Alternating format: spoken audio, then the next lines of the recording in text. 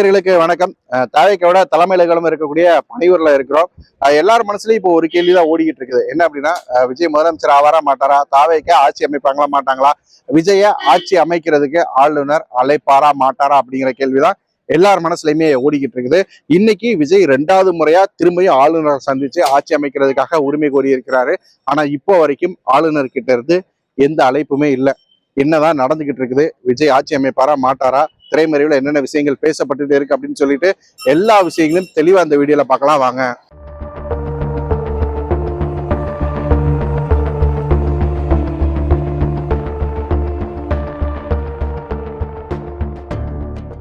இயற்கையின் தூய்மை இல்லத்தரசிகளின் நம்பிக்கை. கயல் ஆக்ரோ ஃபுட்ஸ் தரமான மளிகை பொருட்களுக்கு இப்போதே ஆர்டர் செய்யுங்கள்.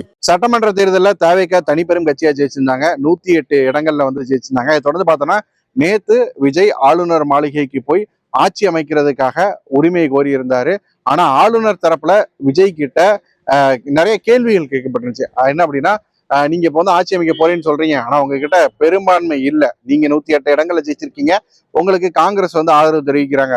உங்க கையில வந்து 113 இடங்கள் தான் இருக்கு. அதுலயும் விஜய் உங்களோட தலைவர் 2 இடங்கள்ல போட்டிட்டு இருக்கிறார். அவர் ஒரு இடத்த வந்து ராஜினாமா வேற பண்ணணும். அப்படி பார்த்தோம்னா உங்க கையில 112 இடங்கள் தான் இருக்கு. மேஜிக்கல் நம்பர் அந்த 118ங்கிற நம்பர் உங்ககிட்ட இல்ல. அதனால உங்களால எப்படி ஆட்சி அமைக்க முடியும் அப்படிங்கிற ஒரு கேள்வியை ஆளுநர் தரப்புல வந்து விஜய் கிட்ட வந்து கேட்டிருக்கிறாங்க.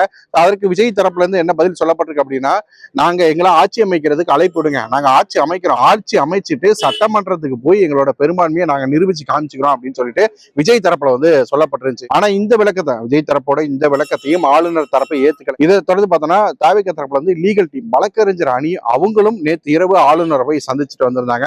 அதன் பிறகும் எந்த முடிவு எட்டப்படல. இதை தொடர்ந்து பார்த்தோம் அப்படின்னா இன்னைக்கு திரும்ப விஜய் காலையில 11 மணிக்கு மேல விஜய் திரும்ப ஆளுநரை போய் சந்திச்சு திரும்பியும் எங்களை ஆட்சி அமைக்கிறதுக்கு அழைப்பு விடுங்க, சட்டமன்றத்துக்கு போனதுக்கு அப்புறம் அங்க நாங்க வந்து பெரும்பான்மையை நிரூபிச்சு காமிக்கிறோம், நான் மட்டுமாச்சும் முதலமைச்சரா வந்து பதவி ஏத்துக்கிறேன், பதவி ஏத்த பிறகு சட்டமன்றத்துக்கு போயிட்டு எங்களோட பெரும்பான்மையை வந்து நாங்க நிரூபிச்சு காமிச்சிடறோம் அப்படின்னு சொல்லிட்டு விஜய் வந்து தெரிவிச்சிருக்காரு. ஆனா ஆளுநர் தரப்புல ஆளுநர் மாளிகை தரப்புல என்ன சொல்லப்பட்டிருக்கு அப்படின்னா, நீங்க வந்து தனிப்பெரும் கட்சியா இருந்தா கூட நாங்க வந்து ஆட்சி அமைக்க அழைச்சிருவோம், ஆனா நீங்க வந்து கூட்டணி ஆட்சி அமைக்க போறீங்க, காங்கிரஸ் கட்சியிட்ட இருந்து 5 எம்எல்ஏக்கள் வந்து ஆதரவு கடிதத்தோட வந்திருக்கீங்க, அப்போ ஒரு மேஜிக்கல் நம்பர் அந்த 118 நம்பர் எட்டணும் இல்லையா? உங்களுக்கு மிச்சம் யார் ஆதரவு தெரிவிக்க போறாங்க, மிச்சம் இருக்கக்கூடிய நம்பரை உங்களுக்கு யார் வந்து கொடுத்து உதவ போறாங்க, அவங்களோட ஆதரவு கடிதத்தை வாங்கிட்டு வாங்க. எந்த கட்சிகளோ எந்த எம்எல்ஏகளோ அவங்க கிட்ட இருந்து ஆதரவு கடிதத்தை வாங்கிட்டு வந்து அந்த 118 எம்எல்ஏக்களோட பட்டியலை என் கையில கொடுங்க, அதன் பிறகு நான் உங்களை ஆட்சி அமைக்க அழைப்பு விடுக்கிறேன், அந்த பட்டியலை மட்டும் கொடுத்துட்டீங்கன்னா உடனடியா நம்ம ஆட்சி அமைக்கிறத பத்தி பேசலாம் அப்படின்னு ஆளுநர் தரப்புல விஜய் தரப்புக்கு சொல்லப்பட்டிருக்கு. நேற்று மாலை 3 மணிக்கு மேல ஆளுநரை சந்திச்சு ஒரு தடவை ஆட்சி அமைக்க உரிமை கோரியிருந்தாரு. இன்னைக்கு காலையில 11 மணிக்கு மேல ஒரு தடவை ஆளுநரை செஞ்சு ஆட்சி அமைக்க உரிமை கோரியிருந்தாரு.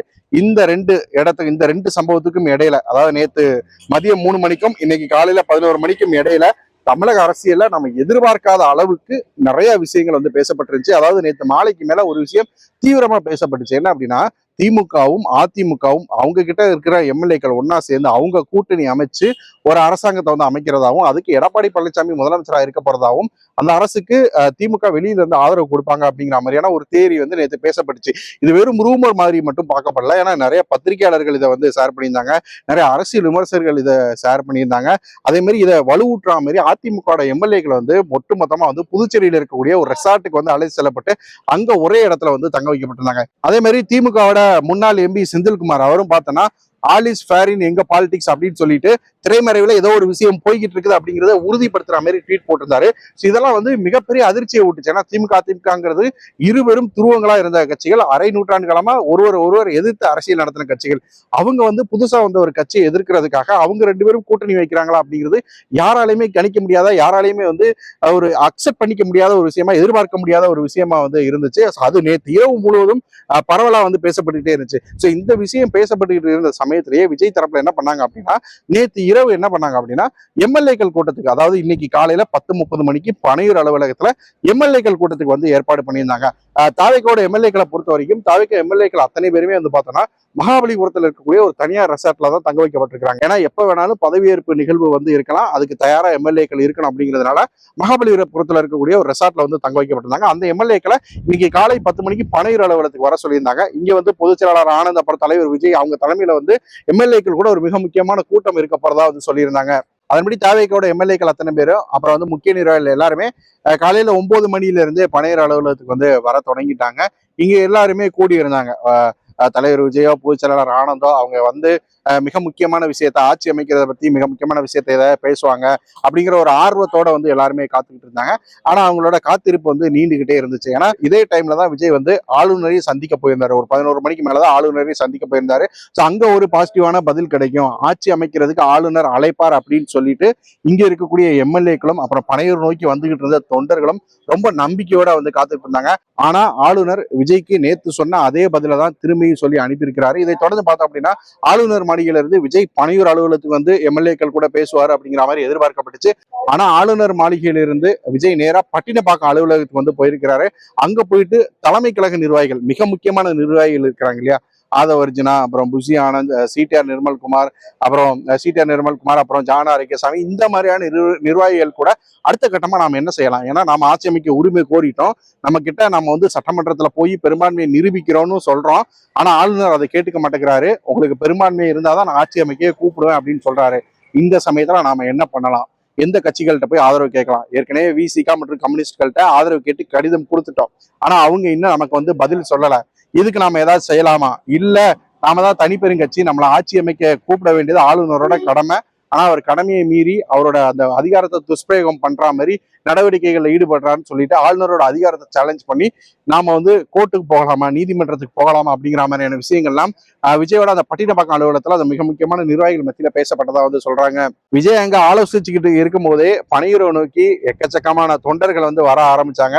எல்லாருமே ஒரு எதிர்பார்ப்போட ஆளுநர் வந்து ஆட்சி அமைக்கிறதுக்கு அழைப்பு விடுத்துருவாரு, எப்ப வேணாலும் தலைவரோட பதவியேற்பு விழா இருக்கும் அப்படிங்கிற ஒரு ஆர்வத்தோட வந்து எல்லாருமே பனையூர் நோக்கி வந்துகிட்டு இருந்தாங்க. அதே மாதிரி எம்எல்ஏக்களும் பனையூர் அலுவலகத்துல நீண்ட நேரமா காத்துக்கிட்டே இருந்தாங்க. ஆனா பார்த்தோம் அப்படின்னா ஒரு 2:30 மணி வரைக்குமே தவிக தலைவர் விஜயோ கட்சியோட பொதுச் செயலாளர் ஆனந்தோ இங்க எம்எல்ஏக்கள் கூட்டத்துக்கு வரவே இல்லை. இதனால கொஞ்சம் ஏமாற்றம் அடைஞ்சவன். ஏன்னா இங்க இருக்கக்கூடிய செங்கோட்டையன் மிக மூத்த நிர்வாகி, சமீபத்துல கட்சியில் இணைஞ்சவர்.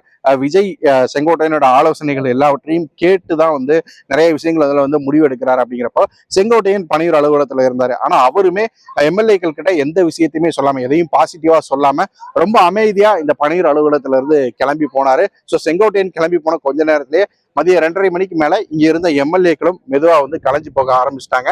அதுல இருந்து என்ன உறுதியாச்சு அப்படின்னா இன்னைக்கு பதவியேற்பு எல்லாம் எதுவும் இல்லை, ஆளுநர் மாளிகையில இருந்து எந்த விதமான பாசிட்டிவான பதிலும் தாவேக்கு கிடைக்கல அப்படிங்கிறது ரொம்ப ஊர்ஜிதமா வந்து உறுதியாயிருச்சு. இன்னொரு பக்கம் பார்த்தோம் அப்படின்னா நேற்று நைட்டு நடந்த அந்த டெவலப்மெண்ட்ஸ், அதாவது திமுகவும் அதிமுகவும் கூட்டணி அமைக்கிறாங்க அப்படிங்கிற மாதிரியான விஷயங்கள் தீயா பரவிட்டு இருந்துச்சு இல்லையா, அதுல இன்னைக்கு காலையில என்ன டெவலப்மெண்ட்ஸ் இருந்ததுன்னு பார்த்தோம் அப்படின்னா திமுக தலைவர் மு.க.ஸ்டாலினை வந்து திமுகவோட கூட்டணி கட்சிகளான விசிக, கம்யூனிஸ்டுகள் இவங்க 3 பேரும் வந்து போய் வந்து நேர்ல வந்து சந்திச்சாங்க. திருமாவட்டம், மு வீரபாண்டியன், பேசணும், இவங்க எல்லாம் வந்து மு.க.ஸ்டாலின் அவர்கள் அவரோட இல்லத்துல போய் வந்து நேர்ல வந்து சந்திச்சிட்டாங்க. அவரை சந்திச்சுட்டு வந்ததுக்கு அப்புறம் அவங்க வந்து தெளிவா ஒரு விஷயத்த வந்து முன்வைக்கிறாங்க. என்ன சொல்றாங்க அப்படின்னா திரும்ப பாத்தீங்க அப்படின்னா தனிப்பெரும் கட்சியா இருக்கிற தாவேக்காவை வந்து ஆட்சி அமைக்க அழைக்க வேண்டியது ஆளுநரோட கடமை. ஆளுநர் வந்து அதிகார துஷ்பிரயோகம் பண்றாரு, அவர் காலதாமதம் பண்றது சரியில்லை, பாஜக வந்து இங்க ஒரு அரசியல் ஆட்டத்தை ஆட நினைக்கிறாங்கன்னு சொல்லிட்டு விஜய்க்கு ஆதரவா தாவேக்கு ஆதரவா ஒரு கருத்தை வந்து முன் வச்சிருக்கிறாரு. அதே மாதிரிதான் சிபிஐஎம் பே சண்முகம் அவங்களும் வந்து பார்த்தோம்னா அவங்க தரப்புல அவங்க கட்சி சார்பில் ஒரு அறிக்கையை வெளியிட்டு இருக்கிறாங்க. அவங்களுக்கு ஒரு தனிப்பெரும் கட்சியா இருக்கிறப்ப ஏன் இவ்வளவு காலதாமதம் நடத்துறீங்க, ஏன் இவ்வளவு காலதாமதத்தை நிகழ்த்துறீங்க, அவர் ஆட்சி அமைக்க உடனே அலைங்கன்னு சொல்லி சிபிஎம் தரப்புலையும் வந்து அறிக்கை வெளியிட்டு இருக்காங்க. அதே மாதிரி சிபிஐ மாநில செயலர் மு வீரபாண்டியன் அவருமே வந்து விஜய்க்கு ஆதரவா தாவேக்கு ஆதரவா வந்து பேசியிருக்கிறாரு. இந்த விஷயத்துல தாவேக்கவே அமைதியா இருந்தாலும் நாங்க அமைதியா இருக்க மாட்டோம் அப்படின்னு சொல்லிட்டு சிபிஐ தரப்புல மு வீரபாண்டியன் வந்து பேசியிருக்கிறாரு.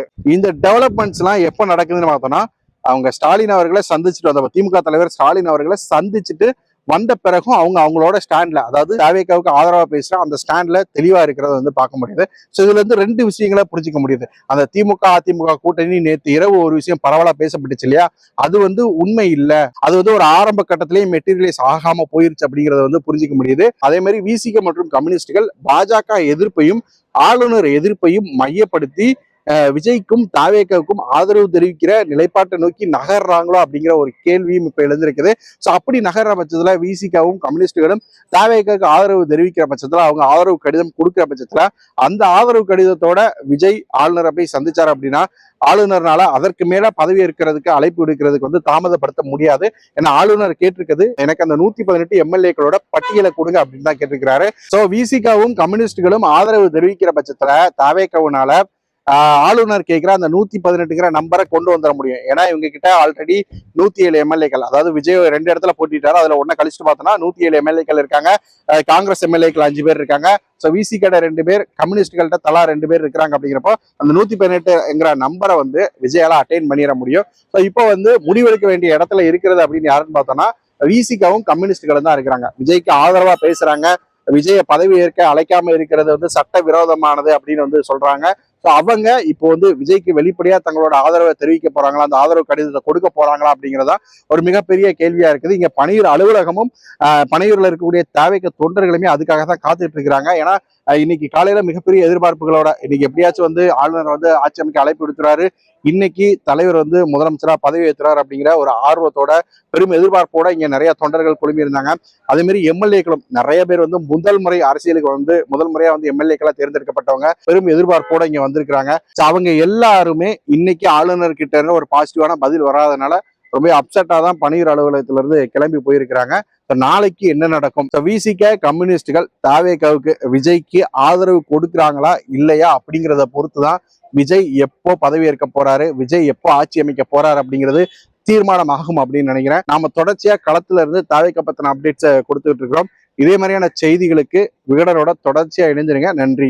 இயற்கையின் சுவையும் ஆரோக்கியத்தின் நம்பிக்கையும் கயல் ஆக்ரோ ஃபுட்ஸ். செக்கை எண்ணெய் முதல் சிறுதானியங்கள் வரை உங்கள் குடும்பத்திற்கான முழுமையான தேர்வு. மேலும் தகவல்களுக்கு அழையுங்கள் 9384788000.